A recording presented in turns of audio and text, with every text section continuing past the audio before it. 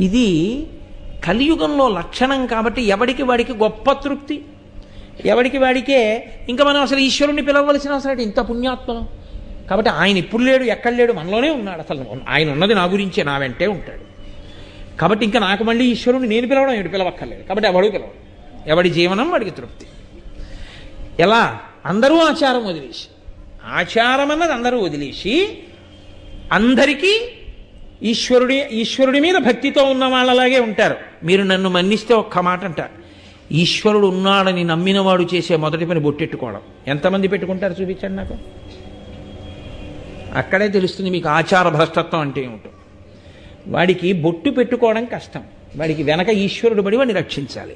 అంత గొప్పగా ఉంటుంది కలియుగం అంటే. సనాతన ధర్మము ప్రచారము జరగడము అంటే ఉపన్యాసాలు చెప్పడం కాదు, బొట్టు పెట్టుకోవడం సనాతన ధర్మంలో ఉండడం. వాడికి